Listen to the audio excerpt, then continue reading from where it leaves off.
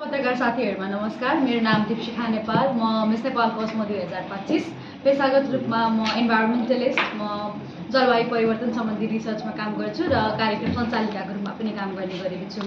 र जनकपुरको यो मेरो पहिलो समय चाहिँ होइन, मैले इन्भाइरोन्मेन्टलिस्टको रूपमा चाहिँ मधेसको विभिन्न पालिकाहरूमा चाहिँ स्पेशली क्लाइमेट चेन्ज र डिजास्टर रिलेटेड पोलिसी बनाउनमा चाहिँ मैले धेरै काम गरेको छु र जनकपुरसँग चाहिँ मेरो अझ आत्मीयता छ जस्तो लाग्छ। त्यही कारणले पनि, किनभने म पछिल्लो 2 वर्षमा यति धेरैचोटि जनकपुर आइसकेँ, जानेकी मध्ये हरेकचोटि भिजिट गर्छु होइन। त्यसैले आज चाहिँ फरक रोलमा यो ताज लगाएर आउनु पर्दा म एकदमै खुसी भएको छु।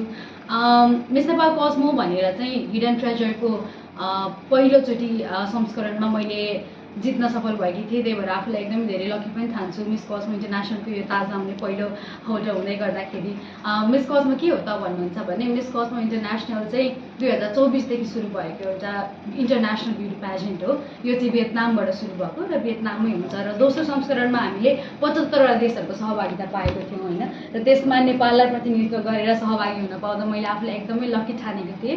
नोभेम्बरदेखि डिसेम्बर 2025 मा यो प्रतियोगिता हुँदै गर्दाखेरि विभिन्न धेरै किसिमको प्रतियोगिताहरू थियो। त्यसमा चाहिँ 2टा प्रतियोगितामा चाहिँ मैले विशेष प्रस्तुति र स्पेशल टप पोजिसन्सहरू सफल गर्न, मैले नभनौँ हाम्रो देशले भनौँ, किनभने देशलाई प्रतिनिधित्व गरेर मैले त पार्टिसिपेट गर्दै गरेको थिएँ होइन। र यो सबै अनुभवको स्पेशल माइलस्टोन चाहिँ त्यो हो भने यात्रा चाहिँ अझ धेरै स्पेशल थियो, किनभने मेरो लागि अझ मैले एउटा फरक रोलमा म जुन दीपशिखा पहिला थिएँ त्योभन्दा फरक दीपशिखा भएर, मिस नेपाल भएर, मोडल भएर सहभागी गर्दै गर्दा अनि आफ्नो क्षमता देखाउँदै गर्दा मैले चाहिँ आफूलाई धेरै परिवर्तन भएको पाएको छु र यो परिवर्तन एकदमै पोजिटिभ छ। म अझ धेरै कन्फिडेन्ट छु, अझ धेरै आउटस्पोकन छु र पहिला जति मिडियामा काम गरेको भए पनि अहिले मिडिया चाहिँ आफ्नै साथीभाइ, आफ्नै परिवार जस्तो लाग्ने ठाउँमा भइसकेको छ होइन।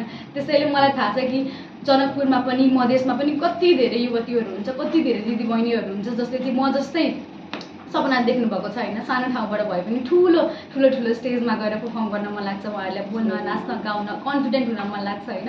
सो त्यो सपना देख्ने बहिनीहरूलाई चाहिँ म मिस नेपाल बन्न मन छ, ताजको सपना देखिराख्नु भएको छ भने चाहिँ त्यो पहिलो कदम चाल्नु होला, त्यो एप्लिकेसन फर्म भर्नु होला। भोलि हामी भेट्छौँ, गफ गर्छौँ, त्यसपछि तपाईँले मिस नेपालको तालिम पाउनुहुन्छ र त्यसमा छुट्टै साथीहरू बन्छ। मेरो पछिल्लोचोटिको मिस नेपालको 2025 को साथीहरू सान्वी मण्डल र अनुप्रिया ठाकुरलाई पनि मैले स्पेसल मेन्सन गर्न चाहेँ। उहाँहरू पनि जनकपुरलाई प्रतिनिधित्व गर्दै हुनुहुन्थ्यो या।